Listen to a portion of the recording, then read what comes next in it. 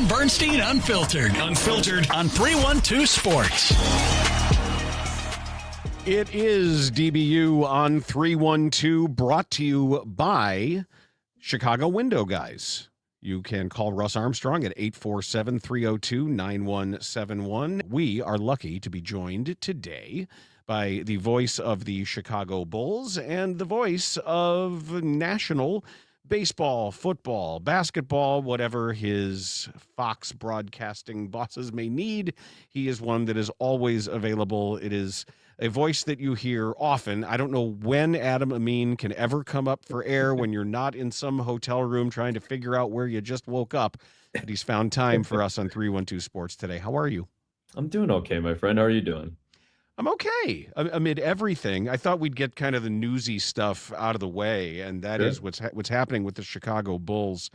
And I guess my takeaway at the moment is, whether intended or not, this is Billy Donovan's team.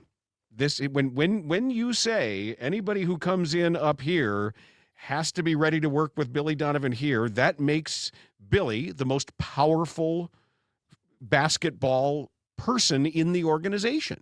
Sure. I'm not saying it can't work, but it is a choice. It's a choice to bolster your coach and say, this is essentially, if it's not the Billy and Michael show, it's the Billy show right now. Did that surprise you? I think just in the way that it took place, like over time, not necessarily in the moment, not necessarily to look around and go, well, this is obviously the most articulate basketball mind that's working right now in terms of his connectivity to the organization and to the greater basketball world, right? He's a basketball Hall of Famer. Again, I always want to make sure we say that this is mostly based on his college career, but that doesn't disregard success that he's had. He's been doing this for 11 years at the NBA level. So he's an NBA coach. And I sometimes have a tendency, especially this time of year when we just saw the national championship game get played on Monday night, my tendency is to naturally think about Billy's college career, but I have to temper that sometimes myself. And remember, like, this guy's been doing it in the NBA for more than a decade now. This is an NBA head coach, and clearly the most articulate basketball mind in the organization when you talk about everything he knows about the current team, everything he knows about the landscape of the current NBA. And I'm sure, which he probably hasn't shared fully with media or a lot of people around the NBA in general, other than maybe the people closest to him, his thoughts on what this organization probably needs or should do. I'm sure he has thoughts that he has yet to express because, as he stated, and as I do give him credit for, like, he's tried to stay in his lane, even if he was the person that was most connected to the most amount of people in this organization. He's probably kept a lot of this stuff to himself. He's like, that's not my job. My job is to coach the team. My job is to take in whatever personnel is put in front of me and try to make the most of it. And I do think, if that's one of the better things you can say about any coach is that he works with the hand that he's dealt.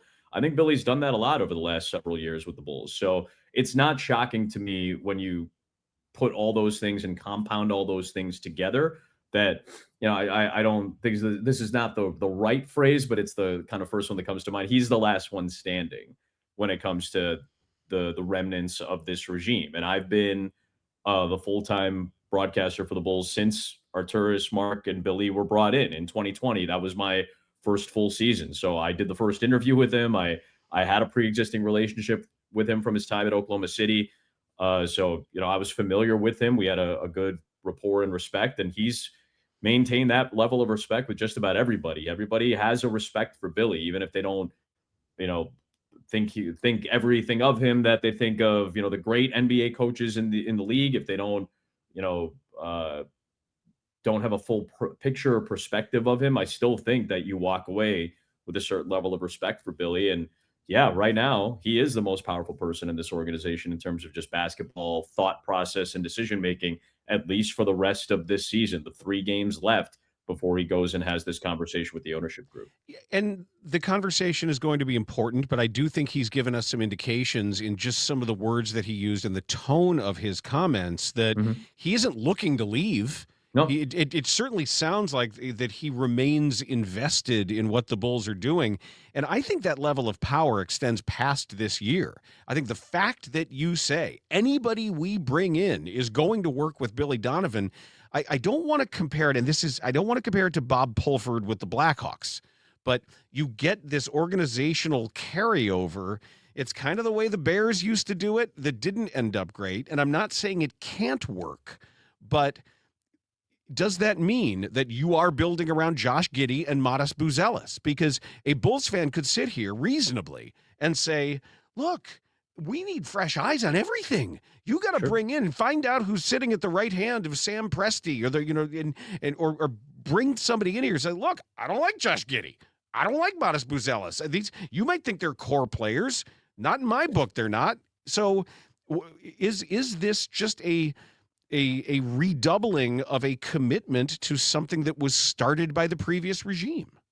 I don't necessarily think it has to be, but again, as you accurately stated, it now falls on arguably the most powerful person in the organization basketball wise, and that's Billy. A lot of this is now dependent on his decision making and his thought process, and that's a challenge to Billy as well. I'm putting that out, I guess, in the sense like that's a challenge for Billy Donovan to look at everything in a more objective fashion, because I think one of the things that guys like about him is that he's not objective. He's very subjective. He treats people the way that the individual needs to be treated or should be treated or want to be treated.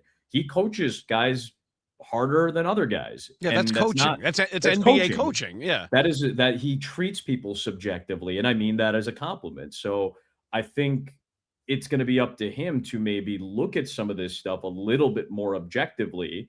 And I'm not saying, again, that is not an indication as to whether he can or can't do that. I'm just saying that the Billy that I see the most or comment or observe the most is the subjective one, is the one that focuses on what does this person need at this time? What kind of coaching does this person need at this moment? And how do I bring that out? And we saw that in a blowout win over a horrible Washington team the other night when he's staring down Mac McClung after a blown assignment in what is, I think at the time, a 24 or 26 point game. Like that's subjective coaching, and that's what every individual needs. He's trying to coach up a kid who's only playing in his 13th or 14th NBA game at that point. So that is something I appreciate about him in a lot of ways. I think when you separate coach versus, I'm not calling him an executive because he's not, but his expertise is going to clearly, at least if he stays with this organization, and that again, as you said, the tone seemed like he certainly is very open to that and appreciates how much investment Michael Reinsdorf and the Reinsdorfs want to put in him. And again, I don't blame them for that because he's got the greatest job in the world right now. He's got the owner, the actual owner, saying this is the guy. This is the guy. And that's a great, and I also don't think Billy's the type of person, human being, who gets drunk with power all of a sudden. I think he takes it as a serious responsibility. And that's just the type of person I think he is. He operates with that level of kind of like, and I won't go so far as to call it like moral conduct, but like this is sports morality, right? Like, hey, I'm being entrusted with the lives and livelihoods of a lot of people, more so than maybe even before, more so than just the players that I'm coaching. Now it's, well, a lot of people are looking at me for my opinion, and my opinion all of a sudden carries that much more weight. So that is a challenge. And Greg Popovich struggled with that going in the opposite direction, right? From executive into the head coaching position in the mid 1990s. Like there was an initial struggle with that, but guess what masks it? A little luck in the lottery and opportunity to pick some of the players or to influence the roster a little bit to drive a style that you would rather prefer to play because you believe it's the best course of action based on your knowledge of basketball. Like we saw how that went. There's a lot of extenuating factors that led to Greg Popovich's success, but it can be done, but there's a clear separation. And I think that's where Greg in, 30 years ago now, basically at this point, had to toe that line and to figure out, okay, well, what does the coach need to be doing now? And what does the executive need to be doing now? How does the coach need to look at this individual? How does the executive need to look at this individual? And again, he's not going to be the executive, but if his influence is as such to where the executive is going to be based on him and his relationship and rapport and desire to work with that person, if that's what it's based on, then yeah, he's got his maybe not as loud, but certainly a very loud voice in that room where men talk and decisions are being made right now for this particular organization. And one thing he's already done, I would argue at an executive level, is speak on behalf of the organization. Yes. Where somebody like Popovich, who is defensive and careful with his words, a brilliant man and a wonderful speaker, but who isn't always as comfortable. He's not a natural talker in the way that Billy is.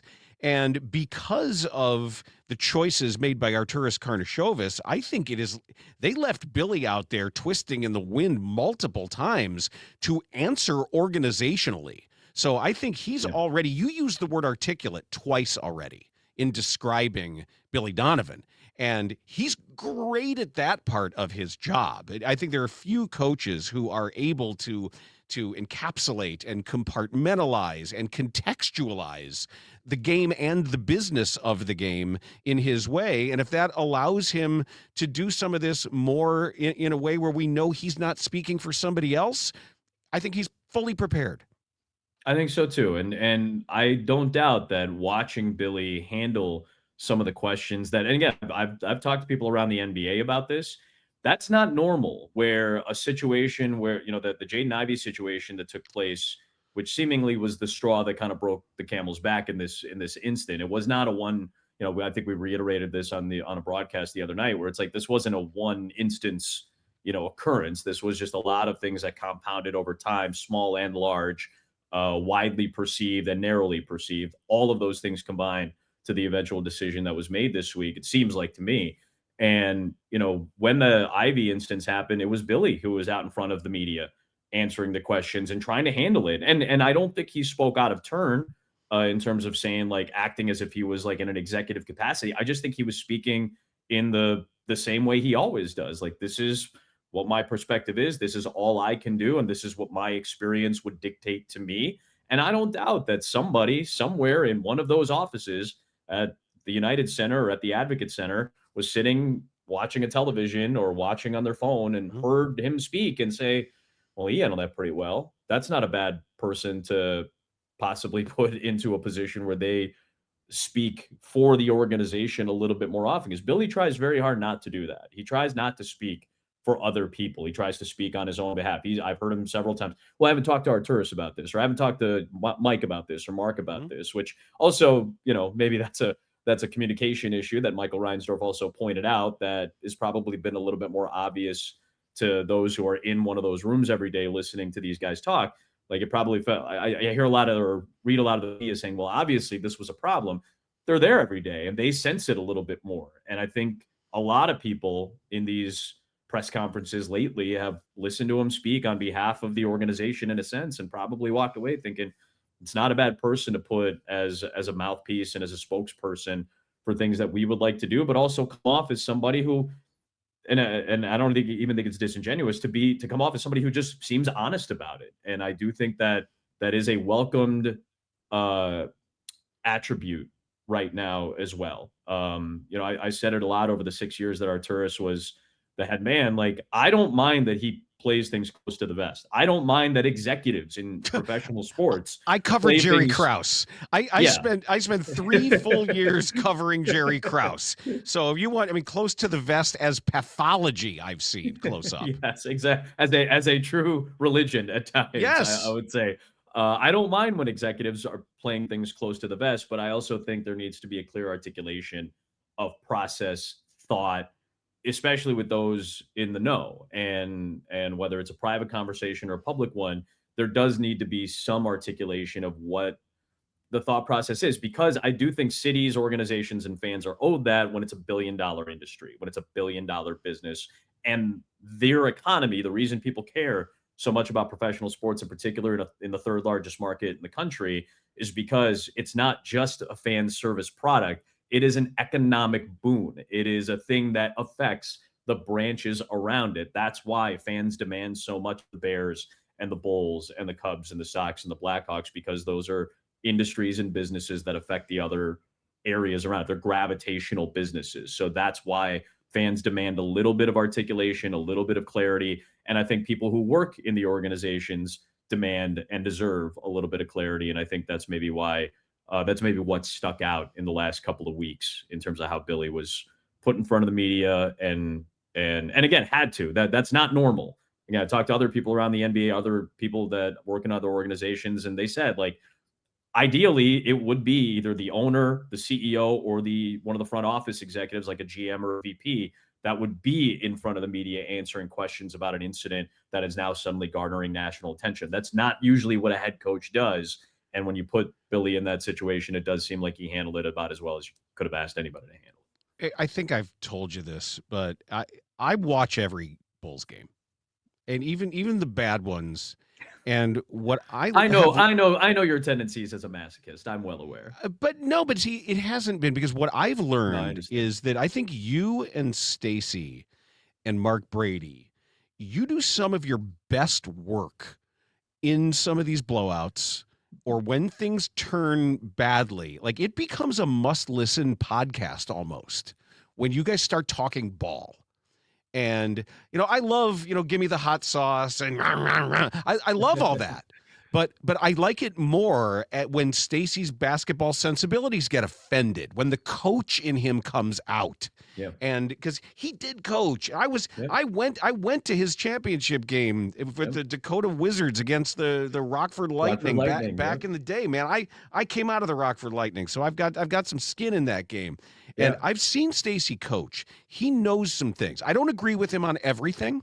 Sure. But I do know when he cares deeply about the way the game is being played, and he's not shy. And you guys have had a lot of room in a lot of these late games, especially since the deadline. You guys have a lot of room to just talk ball. And when you mentioned before that there are people at the Advocate Center watching televisions, and they hear what Billy Donovan has to say, they hear what you have to say too. They hear what you and Stacey have to say. And this is my belief. I think it matters. I think the two of you, your plural opinions on the Bulls. Michael Reinsdorf is not watching an alternate feed. He's listening to everything you say. And he's a guy that I don't think he knows basketball that well. Hell, he kept Jim Boylan around because Jim Boylan was sitting next to him on the plane. That tells me you don't know basketball or people in that regard. But I do think it matters. A lot of the stuff that you said, you never insulted the Bulls. You never insulted anyone, but in a very delicate way, when you're pointing out what other teams do, what other teams have. And when you say, wow, that's the kind of live wire athlete, or that guy's huge, look at how he sets that screen and what he does. I think over time, like coats of paint, it starts to matter. I think I'm not saying you did this, but I do think that your influence is felt. I appreciate you saying that. I think more of that is just credibility and familiarity, I'm sure, with a lot of people. And again, Stacey and I have talked about this a lot over the years, because we have been at times accused by Bulls fans, and it's okay. We're not the first home broadcast team to be accused of it, and we certainly will not be the last, and not in the NBA or especially Major League Baseball or in hockey or anything else, to not root hard enough for the Bulls or be too critical at times or feel like we're praising the other team too much. That's fine. That is all in the eye and ear of a beholder, and that is okay. There is nothing wrong with feeling that way, because that fluctuates on any given night. For any given team, for any given person who's sitting in one of our chairs, who's fortunate enough to be doing it, every fan is going to perceive things differently. So that's okay. But what I take away from that over the years is that Stacey and I have I think, as you said, a delicate balance, but we do have a balance of being praiseful when it's, a great play and great play in general made by a player on the Bulls. And I think it's taken more seriously when we're critical of how the Bulls play or don't play. And I think it also carries weight with the country, because this is a league pass league. This is about as nationalized of a local sport as we have. Bill Simmons and Zach Lowe are doing league pass broadcast rankings the other day because people watch. They for more, I think, than baseball and hockey. I think this is more of a nationalized sport among the games that have local broadcasts. And we strike that balance, I think, and do a pretty good job, and our crew does as well. The other Of part of that, I being, should say, Adam, is that the NBA is really good about relaxing their rules about sharing content. And yeah, part of the reason that you're right about that is because, unlike some other more frightened or protective leagues, the yeah, NBA wants all that out there. Like, yeah, they yeah. know it's good, and they want people to hear your voice in a local broadcast. They want people to hear Eric Collins going crazy, and just and how all of that resonates. I think so, and that's part of the reason I'm sure that feeling has been cultivated and curated over the last 10 years or so, 15 years or so. That this is a highlight-driven league, and I know people have chastised the NBA for that, but it is personality-driven, it is player-driven, it is highlight-driven, and because of that, over time, you get exposed to most of the league. There are broadcast like tiers for people on Reddit all the time, and like I've seen Don't them. I read understand. those. Don't I read try those. not You to, but know like when better. You my, know my better. buddy Jeff is like, hey, they said this, and it's like, please don't send this to me. But it's nice once in a while when it's a compliment or whatever. But like that's part of the balance that we strike. There's a credibility that comes in to doing this job that I think we've worked very hard at. Like I and that's unseen labor, and it's not laborious labor by any means, but it is unseen. We think about these things. We think deeply about how we frame an argument about for or against a player. We think deeply about what's the like I work directly with Tamara Anderson on our graphics, like to say, hey, I think this would be the best way to frame this. What do you think? And she'll come back with something and give me something. I go, that's better. Let's do it that way. We think very deeply about how we frame our broadcast. And I think that's one of the reasons that it gets as much praise as it does. And our crew, rightfully so, gets as much praise as they do because they think about this very deeply and how we try to frame this. And we want that balance. We want that credibility so that when we do praise somebody, when we do give Patrick Williams his, flowers for having a 25-5 game for the first time in his career, but we all, we give him his flowers for that. And I like to believe that people think it's a credible thing because we've been very critical of him. And we were critical of him in the way we told the story about his production to money value. Like it's one of the worst in the NBA. That's just a fact.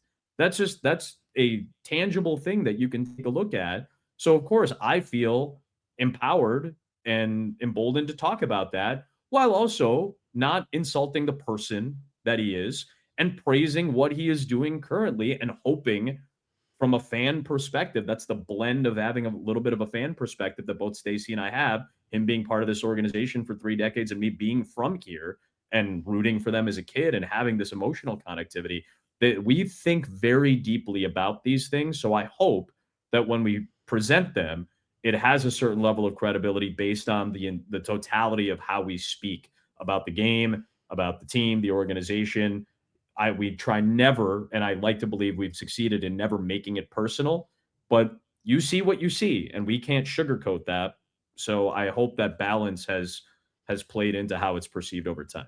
And I play a little home game where I think I'm pretty good at. I've got like a pretend Mark Brady in my ear, and I try to do it. I try to do like a reverse, like a Mad Lib, where I hear what you and Stacey say after a Backseat producing? pause. You're backseat producing right Yes, now? I love it. no, but I'm kind of like, if I know this is a perfect time to go back to that highlight and bring that up, I'm like, there it was. And so I do a little producing and directing in my head, but I also can kind of feel that steady, quiet hand and mind of his, where Mark Brady not only gets the bit, but he really does represent in the way the broadcast sounds and looks. He doesn't just the lowest common denominator is the lowest level. Don't make people dumber. Yeah. Then it's start to make people smarter. I think he takes care of the smartest fan in a way that not everybody who's just checking boxes or doing a perfunctory broadcast. The more attention you pay, the more you can really learn about the Bulls and the opponent. I love that. And he's, got that sensibility while also keeping like a 13-year-old sense of humor at times, and laughing with us on talkback. And sometimes that bleeds out over the air and you can hear us start giggling and I've just given up on trying to pretend like it's not happening. I just say, well, Mark Brady told me to say this, and this got us laughing, and this is what happens. Like, I think pulling the curtain back a little bit on any broadcast, especially a local one, and showing that we all do have a little bit of personality, and the fact that we've been working, it's the same crew. It's Mark, Russ, Tamara, James, Claire, John, Frank. It's like the whole crew has been the same for a long time. And I think that plays into how we present it, because it's just a level of comfort that other crews aren't fortunate enough to have, because they haven't had the time together. The time on task that we've all had allows us to do that and lean into each other's personalities and lean into what Mark is laughing about and also what he's thinking about. What's the other angle of how he's presenting something to us? And we've had like disagreements like off the air about like, hey, no, I really think it should be this. And Mark will go, no. Hey, look at it from this perspective. And Stacey, as passionate as he is, might disagree, but I think that makes it better. I think it makes us sharper. And I think it creates a little bit of a soft edge on what is, I think, a very polished broadcast. Mm-hmm. It just gives it a little bit of a softer edge so that we can play around and have some space to mess around. Well said. One thing I want to ask, though, the Stacey overdone sigh before one of the reads. Okay, so I have you heard this audible, and this goes back early in the season. I have a theory that a read was put in front of him, and he saw one of these long ass reads that we all have to do, and he went, ugh. We've all been there. We've like I've done it a million times where back in the score days I'd be like, I've got 3 Vermont teddy bears in the next 20 minutes. Jesus, what are we doing here? And I feel like I'm gonna do a Jack Brickhouse or a Casey Kasem. So I heard that, and Jason was with me, and Jason's like, oh, he totally doesn't want to do this read. and like, I think you're right. And then he started exaggerating it more as if to hide it. Does my theory hold water? I think it holds buckets of it, man. That is. I think all of us, because you've done this long enough, Dan, to where you go like, I know what that copy, and you're like, oh God, he is really gearing up to lock it, because it's a physical task all of a sudden to be like, oh God, I have to read this. Okay, here we go, and again, that's part of the comfort, I think, that obviously he has for having done this for as long as he has with Neil and now with me. And I think that's part of the comfort level, man. Like, that's just that it's stuff that people gravitate to you for, because it's just, hey, it's a little peccadillo, that this person real. has that I'm familiar with, that makes them real. A real part of my life. Like, oh, there he is. He's got that tendency. Oh, there, like, Adam's laughing again at the same joke that he's laughed at 50 times, and it's not necessarily the joke that gets me. It's the timing of it and the familiarity of it, and it's chicken soup in a lot of ways, with or if you want a tomato soup with a grilled cheese sandwich on a cold day. It just feels very comfortable, and that's a really, really fortunate place to be as a broadcaster, and probably as any employee in any job that anybody does. If you have that level of comfort and ease with the people that you work with, that's a great blessing. Are you tired at the end of a season? Like, are you a little fried? I'm there now, and it's only because it's been the heaviest volume and it's at the end of it. So, this will be, once the NBA season is over, my easiest time of the year is the summer, and I'm still working from, Tuesday to Friday on prepping baseball and putting together these long player profiles. And as you know, baseball is the most cumulative sport, so it's constantly reading every day. And again, it's not laborious. It's not manual labor by any means, but it's hard. It's a lot of work. It's just a mental taxation every day of kind of bringing yourself to do it. And nobody likes the process of preparation. I hate the prep process. It's so distinctive for me that I have a long checklist for every sport that I do. And especially with football because of the volume, but certainly with baseball because it's a national sport that I cover, and I'm only parachuting in for one game a week. And it's the most polarizing amongst national broadcasters amongst fans, because baseball, you're just way more familiar with your people. Like, you just are. And it's a longer period of time, and it's a longer season. So you're way more comfortable with the people that bring you in your games and how they frame them. And we come in, parachute in for Saturday night, and we frame everything from a completely different perspective and try to be as local and dialed in as possible, but we speak about it and frame it differently. And that's just the way it is with national baseball broadcasts. So my intensity for the week is still pretty high because I don't want to slip. I was getting ready to do the Cubs Guardians game on Saturday, and like all I kept reading about was I probably read more about Quentin Berry than anybody in the city was reading that week, because it's like that's the biggest story of the week that week until Friday when Cade Horton got hurt. And obviously the news that came in the other day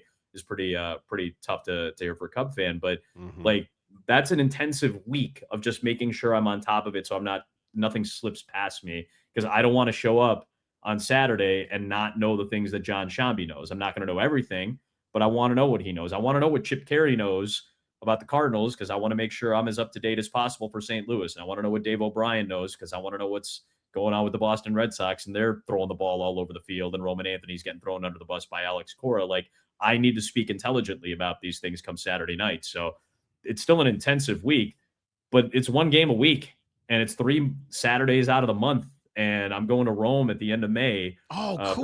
for my friend's wedding, and go, enjoying that time and, easing back in. But once August starts and you get to the Chicago Bears preseason, then you're in football mode.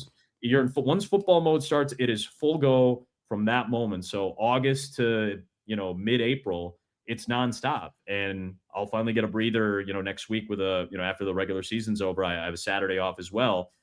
That's the first time that I will look around and go, does anything in my life need to get taken care of right now? Because that's the first thing. But I want to ask you about that. We had Jason Benetti on, and I've known Jason since he was a very young man and interning for us. And this is a lifestyle you chose in a way that I don't know if it was for the generation before you.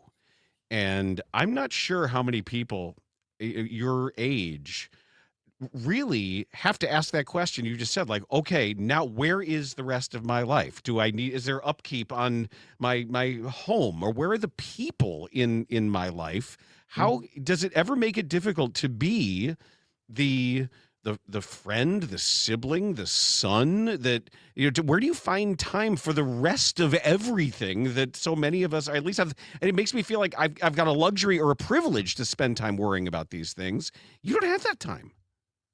You make it. It's the same way anybody else who does any job and has to balance, work and life and home and their kids and their spouse and their family and all of it. It's just, but you find your people for it. I've been with the same woman for the last almost 3 years at this point. She's got a, preteen son, and we handle that the best way we possibly can. And it sucks. It's not easy being away. And there's a lot of times where we get 2 weeks at home, during a homestand. And even though we're doing games, after the All-Star break, we had the All-Star break. That was a week. I didn't go anywhere. I stayed at home because it was just nice to be home. And then we had a 2-week, 3-week stretch, 2.5-week stretch where, it was a 7-game homestand. So I don't have to get on a plane for 3 weeks. That was like a vacation almost. And that was a great time to be able to go out on dates and, just be at home and watch and catch up on the shows that you want to catch up on, and, check in with my mom and see how she's doing back in, Addison, and seeing how my brother and his son are doing. And, there's a lot of just constant checking in, and that's a job in and of itself, but that's no different than what anybody else has to do. I also wouldn't have as strong of relationships with the people in my life as I do if they weren't the right people who understood this as well. And that's part of the choice. I never understood that fully until, 3 years ago when, I started dating my best friend, and we realized, like, oh, well, she really handles this well. Or doesn't handle it well, but hides it from me. And it's like what coaches say. It's when I always when you talk to coaches about that, they're like, look, that it's not a neutral selection of the people around you at that point. It is your life has selected for the people who are there through this in a way. Yeah. I think the universe puts, if you want to, look at it in almost a spiritual way, like the universe puts in front of you the people that it believes that are best for you in that moment and at that time. And it wouldn't work otherwise. I don't think it works otherwise. And it has to, because I've dedicated so much of my existence as an adult to this, like this is what I chose. And I'd like to believe in my heart of hearts that if I had chosen any other profession or any other path, I'd be fine. I'd like to believe that because I would have applied the What would things you that have have been? worked.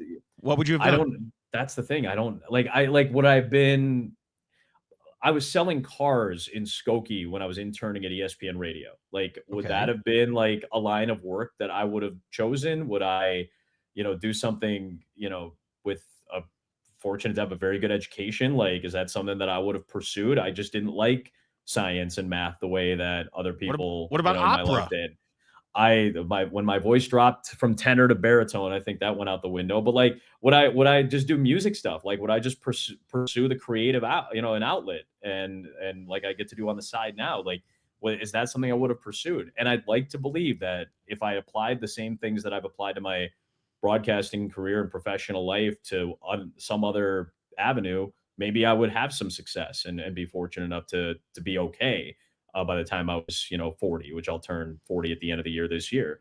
I like to believe that, but I don't know that. So making a choice and having it work out the way it has, and it's not the finish line, and it doesn't mean I get to coast, especially if you have big things that you want to accomplish, which I do.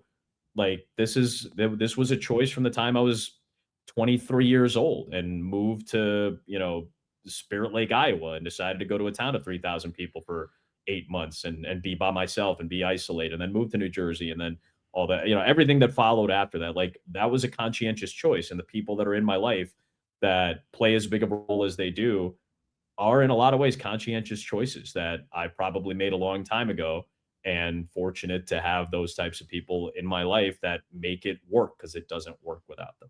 What are those other things you want to accomplish? There isn't really all that far for you to go from here. It's framing it in a weird way or a different way now, because I, like any broadcaster worth their salt, wants to do the Super Bowl or wants to do the NBA Finals or wants to do the World Series. And for me, at the end of the day, I really, the Super Bowl is the thing that sticks out to me the most. That is the highest level of accomplishment in a play-by-play field, to be able to have the opportunity. And by the way, it's not always a meritocracy, because so much of it is dependent on who owns it and who do you work for. Yeah, it's Who not owns ever a meritocracy.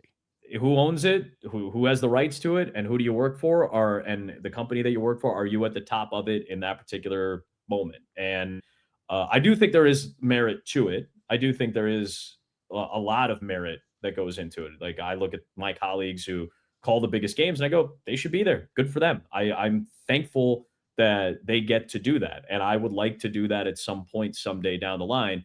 The difference is now, can you frame it in a way that if it doesn't happen, you don't look at yourself as a failure? And that's the hard part. And that's the part that I've started to get closer and closer and closer and closer to as an adult who's conscientious about these things and has had plenty of therapy sessions to talk about these things with Rob. So I I think that's really important, to be able to frame it in a way that, like, hey, if you don't accomplish this, or if you don't get there, that doesn't mean you didn't accomplish something.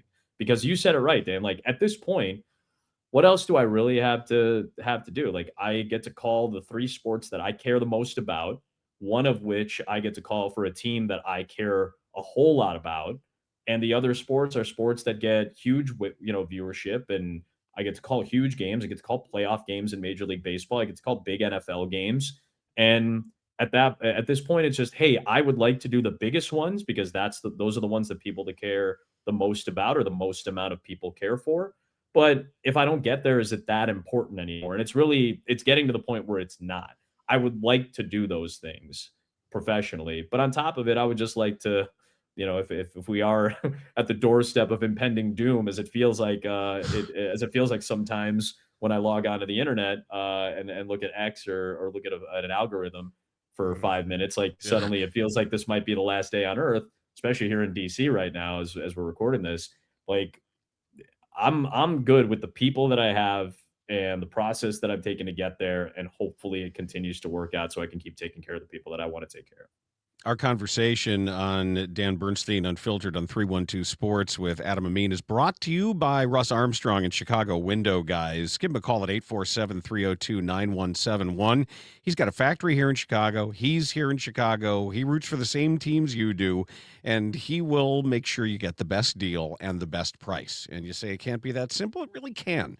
You can get quotes elsewhere. You can hear about all these gimmicks, but Russ will explain the difference between some of these loss leader gimmicks and all these teasers and what things really cost, and make sure that you get the best windows at the best price, made locally here in Chicago by someone you know who uses the same crew to install the windows. The people that did mine will do yours. And he just wants to make sure you're happy. So give Russ a call when you need windows, 847-302-9171. Check out his 5-star reviews at ChicagoWindowGuys.com. You mentioned I don't know if you were kidding when you were talking about Rob and therapy, but as somebody who has had any number of professional anxiety dreams, I've had some awesome play-by-play anxiety dreams. I've had some very specific ones. And it's got to be hard for you because you never know what city you're in. My God, You wake up and you're in some, a Marriott, whatever. You don't know where you are. But the one that I get, I want to know how this compares to yours. When I was doing a lot of play-by-play, I always got the one where I would get to the arena or the stadium, and I would find visiting radio. And wherever it said visiting radio, I couldn't see the game. Either it was on the roof or it was in the hallway. And I said, well, I can't see the game. And the person would say, well, no, this is visiting radio. Nobody else complains. We have visiting radio here. You're the first visiting radio person to complain. But I literally can't see the game. And it was some version of that, or some version of I left the equipment in the hotel. Sure. So what is you? Do you ever have one where you're like, oh, this again? It's it's a recurring. I missed the flight. I woke up at 6 p.m. for a 6:10 game or something like that. Like I wake up in a panic, and this is while I'm sleeping. So I'm dreaming myself in a panic, and then I wake up and it's 11 a.m. on game day, and it's fine. We're okay. I'm getting my bearings and trying to realize what bed is this, what hotel is this. What city is this? What is the game that we have to call today? And after about 20 seconds or so, you can kind of calm down. But it's a recurring thing. It constantly comes back, just because I'm sure my brain is so exposed to the wanting. This is like the main anxiety: is am I there? Yes. Especially with as much as I travel, and especially these last few weeks, there have been a lot of not close calls, but a lot of just tight flights, and I got to get into this city. And between doing, there was a stretch where we were doing a West Coast trip with the Bulls at the beginning of March, and I had to leave it. They played in Phoenix. They had 2 off days there, but I was going to Houston to go do World Baseball Classic, and then I was rejoining the team in Sacramento and taking their, the first flight out. They did a whole bit about that. Yeah. On the broadcast, they showed you where in the world is Adam Amin. Taking the red eye from LA to Miami. And then this past week, like I'm going to St. Louis on Friday after the Bulls game, or on Saturday after the Bulls game Friday, flying to Dallas on Sunday to rejoin the team. And then like little things like that. It's just trying to maintain like the right track of where I'm supposed to be. And because I'm constantly surrounding my brain with, all right, did you book this? I didn't book my flight to Cleveland last week. I was supposed to take a flight to Cleveland on Saturday morning to do the Cubs game that eventually got rained out.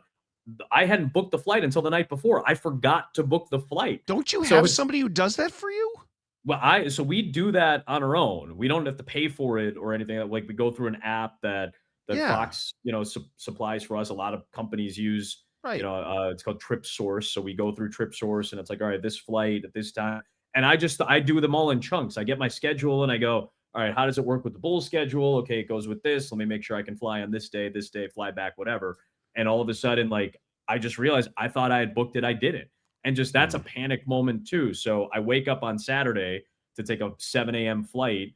I had slept 2 hours in my own bed after we got back from New York City because the Bulls had played the Knicks. I slept in my bed for 2 hours. I woke up at 5 a.m. I take the 7 a.m. flight. I take a nap in Cleveland. I wake up. We go to the park.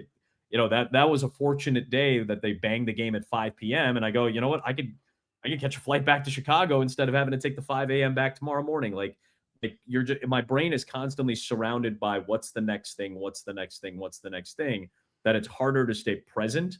So the anxiety that I get from that manifests itself in the one like recurring weird anxiety driven, panic driven dream that I have, which is very similar to what you're talking about. I get it. Believe me. Do you have a routine enough that keeps you healthy as far as eating and exercise, and at least knowing wherever hotel you're staying, you've got what you need, or do you bring, exercise equipment with you? Like, because you're in shape, and you can't allow the road to dictate some of these things that can get you really unhealthy really fast. Well, my first 6 or 7 years working at ESPN, so I'm in my mid 20s into my early 30s basically, and the latter half of that, I became like a food guy at ESPN, where it's like I was doing what Todd Blackledge used to do, where he would do Taste of the Town. Well, we just loved going to restaurants. We'd go to great restaurants in Boise, Idaho, and Starkville, Mississippi, and Waco, Texas, and you're all over the country, and you're like, well, I want to eat well. You're in these fun towns, these fun college towns, we might as well enjoy the local fare.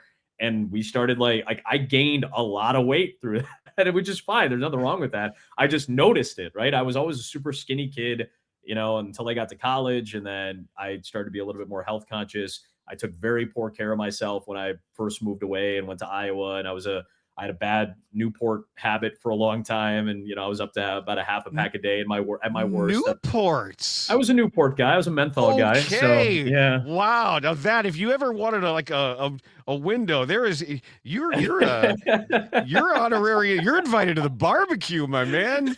You absolutely are headed. I'm very much of the culture of of the culture. I've always been foreign of the culture in this wonderful city that I'm from. So we're gonna get you a linen suit and a conversion van. I know it says Addison. Right. I know it says Addison, Illinois, on the Wikipedia page. I understand that, but don't ever take the city out of me. I've spent many a nights enjoying a Newport with a stranger. So, good for you. But that was a habit I had to change, and all of this I realized is just conscientious decision making. It has to be. It can't just be like I have to every day go, hey, you should go to the gym today. Just do it. You're gonna feel good after you get done. It's gonna suck for the first 20 minutes. You'll muscle through it. You hate yourself in the middle of it, and then you walk out and you go, I'm glad I did that. Hey, try to eat now instead of eating at midnight. Like, it's just become conscientious decision making out of necessity. And when a doctor tells you, hey, your cholesterol is a little high, or you should be doing more, like, I'm responsible for myself. I've never had a personal trainer. I've never had a dietitian. It's just, I have to conscientiously make the decision. And I think that that's a form of self-care, right? Like, I think all of us, when we conscientiously and outwardly and out loud say, hey, I'm going to go do this because it's going to be better for me, then I'm more liable to do it. So, the last 2 months in particular of traveling with the Bulls again, I go, no, let's make sure that every day, we're very fortunate. We stay in nice hotels that have very nice gyms. When I go home, I bought a home in a building that has a very nice gym. And I went in there and said, this is a plus. You should make sure that you take advantage of this. And I have to do that. I have to make those decisions for myself. And I'm happy to have done that a lot more over the last, year plus. So that's important to me at the same time. Where does music fit in for you? And as important as it is to you, and I know that anybody who does what you do as a DJ for fun, and just to make sure that that you get that creative outlet that you mentioned before, that's an itch you got to scratch. Where does it fit in? Where do you find time? Do you listen to music when you prep? Do you listen when you're waiting for a plane? And what kind of things? What kind of vibes do you create to do your best work? And where does music have an impact on that? I think more often than not, if I'm working for a long period of time and I'm on the road, I'm FaceTiming or on the phone with my partner. It's just a way to stay connected, and it feels like we're not apart, as much. So that certainly helps. I think we both just sit on the phone and work. She works late nights sometimes too. She's a creative person. So Um, like I think that certainly helped. I think when I'm by myself, I usually flip on some kind of, higher tempo music. And for me, it often is the case. It's house music, just because Hmm. that's what I end up using, and I that is part of the side gig, and that's fun to do. So it's almost like doing two jobs, and kind of curating stuff is something going to hit your ear. But for the most part, it's just putting on something in the background and having something that's not going to drag too much of my focus away, because I'm probably like a lot of people where like I need to get into it, and it's a slow churn, and once you get into the rhythm, then you can't get me out of it.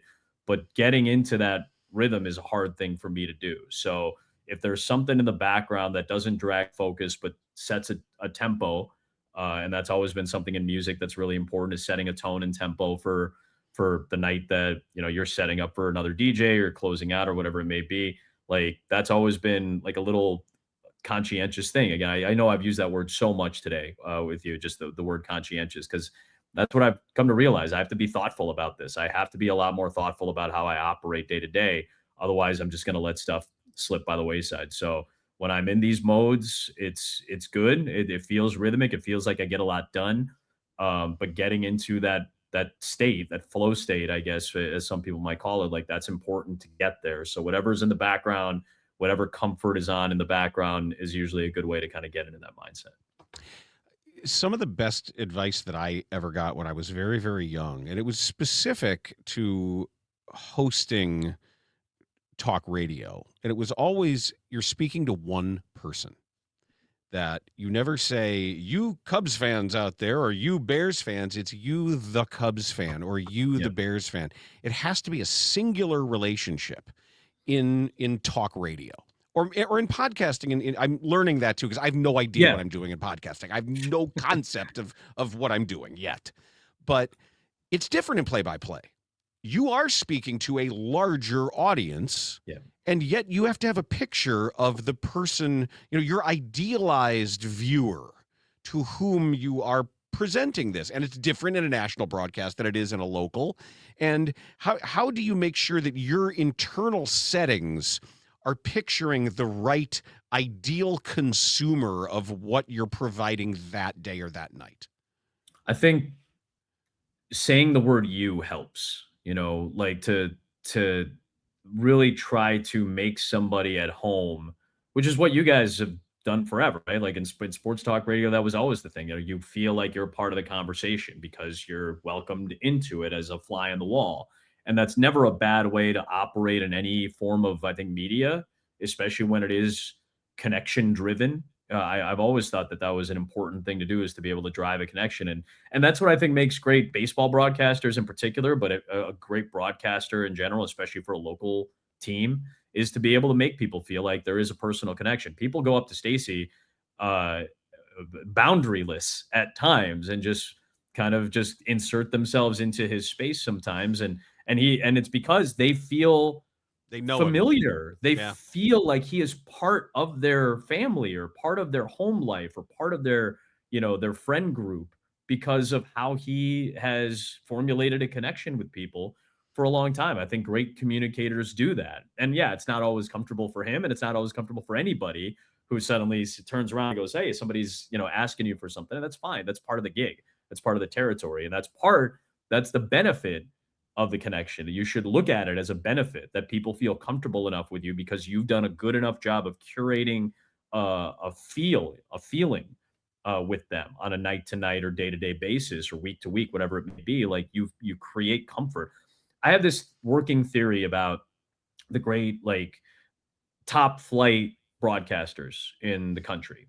And it's the Kevin Burkhardts of the world that call the Super Bowl. It's the Jim Nances, it's the Taricos, the Bucks, the people that, the number one guys, the number God, one Tirico is broadcasters. unbelievable. Well, and He never stumbles.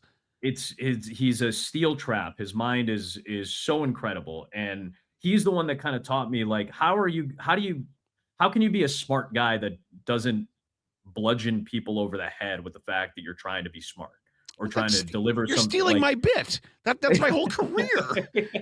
I'm right here.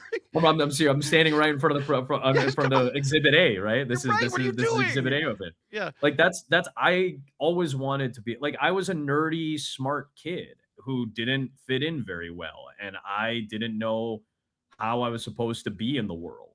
Just in terms of walking around with this weird brain that told you things that other people's brains would never notice or made it. And again, you're made to feel awkward when you're 7, 8, 9, 10, 13, 17 Think how years Benetti old. felt. Think how Benetti had the same thing, and he's dealing with having cerebral palsy. Think about that. We've had conversations about that, he and I, of just like the discomfort that you feel with like how you think, and when you're made to feel like that's not how sports are supposed to be because it's a it's a good old boy network or it's the jock network or whatever it may be. And that's played. You never never played. played. And I definitely think that's less and less now. That's certainly less now than it ever has been. I do think audience, fans, crowd, way more intelligent now than ever, just because of the breadth of information that they have access to. Fans, I think, are smart. I think you have to call games differently because of fans now, because they are just smarter and know more.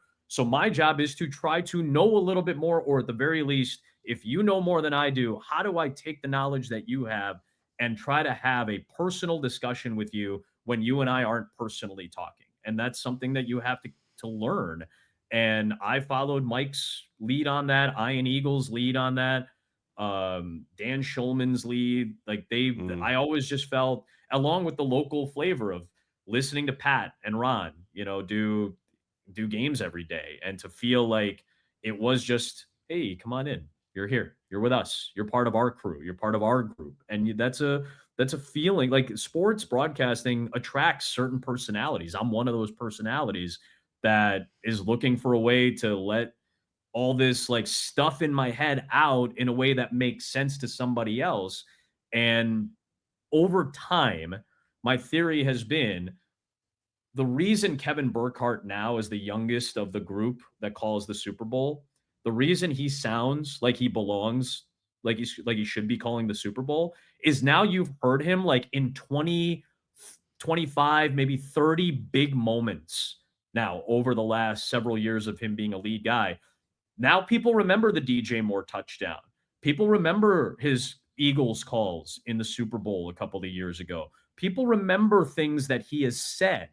And it's only, everybody's good at this that's doing this job. You may not like them, or you may disagree with that because you have a subjective feeling that this person is not as good, or you like this other person better. That's fine. That's all part of the deal. That's subjectivity at its core.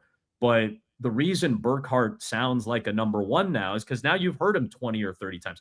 Joe Davis sounds like he belongs doing the World Series. I've known this since we were doing minor league baseball together, and we've been friends for 16 years now at this point. Well, I've always known that. He sounded like a big announcer when he was 22 to me, but now the country hears him on The Swing of His Life. Justin Jefferson Climbs the Ladder. Ohtani in the World Series. To beat the champ, you got to knock him out. All these like calls that are now like stuck in people's heads. He's got like 20 of those. I've got maybe like 5. Because I've been in those positions a little less. I've got like 5, or maybe if I'm lucky, 10 of those, somewhere in that range. And to get to a point where you become one of the lead guys, the Tiricos, the Bucks, the Eagles, the Nances, the whomever you revere and like, you got people have to hear you like 15, 20 times, do something or say something cool, or say something that's appropriate in a really cool moment. Yeah, I put Kevin Harlan in that group too. I would definitely include Harlan, because there's just something that immediately triggers memories when you hear that particular timbre. That psychology has to be implemented into a fan's head before they ever accept you as one of like the big ones, like one of the great announcers, or one of the main announcers, or a number one guy, or a big game voice. Like, I've been doing this as long as a lot of other people have, but I don't have the same resume yet, because it's just, I had a different path to get to some of these games, and that's okay. I don't know if I think Jason Benetti's a household name. I certainly believe that, because I've known him a long time, and I've always felt that he was either a household name or going to be very shortly a household name. But only now are people around the country, because he's a number one baseball announcer, and it's only going to get bigger once they're on NBC rather than on Peacock on Sunday nights. Like, people will get there with Jason and realize, where was this guy the whole time? All of us in Chicago are like, where were you? Like, he's been with us. We knew this guy was going to be great for a long time. Wayne Randazzo is a close friend of mine. People now are starting to see, like, we all know it. He's been in Chicago forever, but only now with the Angels and Apple TV and the big baseball moments he's calling. It takes a while. It takes, like, that's resume building. And they don't tell you about that when you're 22 years old and getting an award from the state of Indiana for being a good college kid at broadcasting. Like, they don't tell you that. This is the process that all these people went through. They just didn't do it on social media. They just didn't do it, at the same level. It was just a little bit of a different path to get there. That's my working theory, that these guys, and myself included, kind of have to build up that resume to make it comfortable for a fan. You're not even 40 yet. You're a child in this business. I'm a child in this, which is a hard thing to remember. It's a hard thing to remember sometimes. Yeah, because believe me, like, you're just starting. You had such a quick entry into the highest level of the business that I hope you remind yourself of that every once in a while. That I think this is important. This is maybe the middle of the beginning or the end of Act 1 for you, and you're already here. So you're so far ahead of the game right now that to hear that level of ambition and conscientiousness about it is, it's I don't want you to get too weighed down by that if you're still 39 years old. I said, that's the process. That's of getting to the idea, like, and because again, so much of this now is out of my control. So much of this now is out of my control. And who even knows what the media is going to look like? Who knows what the hell it's all the lines between what is television, what is radio, what is content, where is it, how do people find it, is everything going to be on the phone? Like, all of these definitions 15 years from now may be completely blown up. It's jumbled as jumbled as it ever has been. It's wide open, like streaming services, networks are still fighting for to have the legacy segments of broadcasting that they've had for the last 30 to 50 years. Like, it's a strange landscape out there, and that's fine. That's part of the deal. All out of my control. So all I can do is, like we talked about with Billy Donovan at the top, here's the hand that you're dealt. How do you make the most of the hand that you're dealt, and how do you maximize the opportunity that you have in front of you? Last thing for you. We appreciate your generosity with your time today, as always, Adam. How big are the Bears this year for Fox and for Fox football? I keep thinking about what the Bears were last year and how they just exploded into the consciousness, and everything that happened, depending on the fickle fate of the way the NFL works. I would think that there are people at Fox who look at the Bears as something that should be forward-facing nationally. There's a reason Tom Brady was showing up for as many Bears games as he was, especially late in the season, because they are a draw. Caleb Williams is a draw. We always do this seminar in July or August before the football season starts at Fox, and CBS does it too. Everybody does it. And one of the discussions we always have is, how do audiences absorb and perceive the NFL, right?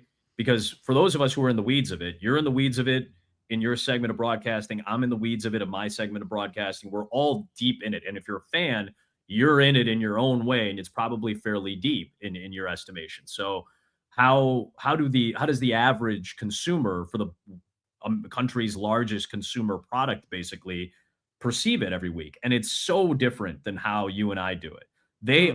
Most fans can identify like 5 players. Most fans. And I know that sounds weird, but think about like your aunt or like your 12-year-old nephew who is like kind of into football and knows this person or that person is just starting to learn it the way you and I started to learn it when we were kids. Like, you can still only name so much. So the average fan can name Aaron Rodgers, oldest quarterback in the league, so the most familiarity. Dak Prescott, quarterback of the Cowboys, because it's the Cowboys. Patrick Mahomes, because they're the most successful organization of this decade. Don't tell me Caleb's there now. Travis Kelce, because he's dating Taylor Swift. And I think now you're starting to get there, because Caleb Williams was on national TV enough, did enough cool shit to where you go, oh, that's cool. Who's that? That guy did something interesting. Who's that? That's how fandom in the big tent sports works. And suddenly Caleb Williams has walked into the Big Ten and said, hey, I got a lot of people here that want to hang out in the Big Ten. Can they come? And that's the Bears fans now. That's how exciting. this is how big money, big consumer or large volume consumer sports and businesses work in this country. And publicly traded media companies too. Like this is how big it time. works. This is big time. And the Bears are suddenly a lot more big time. And Fox, of course, wants that because for the last several years, the AFC has been dominant because of the quarterback play. Josh Allen, Patrick Mahomes, Joe Burrow, the three at the very top of the list. The Cowboys haven't had as great a success the last couple of years as they did, 3 or 4 years ago. The Bears haven't had great successes until this past season. Jared Goff and the Lions just in the last 2 or 3 years are back on the map now. So now the NFC is starting to get a little bit more of a power shift. Jalen Hurts, Williams, Prescott, Jared Goff, Jordan Love to an extent as well, because the Packers are a familiar brand in the NFL. Like you're starting to get a little bit more of that shift. And at the forefront of that is the biggest market in that group. Until Jackson Dart leads the Giants to 12 wins, they're not going to be as relevant as Caleb Williams is. And as much as I love Matthew Stafford, I think he's one of the greats of all time.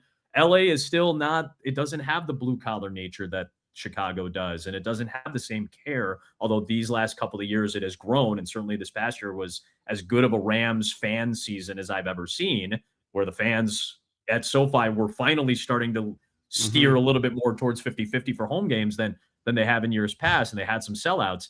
Like the Bears carry that mantle for the NFC because of the market size and because of real star power. And for the first time in as long as I can remember, this is real star power for a modern era for how social media and the internet consumes the NFL and how large of a tent the NFL takes up. And Caleb Williams walked into the tent last year and said, got a lot of people in this city that you guys haven't really paid a whole lot of attention to, understandably so. I'd like to bring them into the tent. And that's what's happening with the Bears right now. I love it. And then I just picture him grating cheese. And, oh, it's perfect. Adam, this was really a delight, and I appreciate it. Travel safe. And at the end of the basketball season, take a little decompression time. I don't know what mountain you can climb or what lake you're going to go sit in, but I hope you are able to take some time for yourself. I appreciate the hell out of you, buddy. I appreciate it so much. Thank you, Danny. Thanks. That is Adam Amin of Chicago Sports Network and Fox for everything that he does. This has been Dan Bernstein Unfiltered, brought to you today by the Chicago Window Guys and Russ Armstrong. Dan Bernstein Unfiltered on 312 Sports.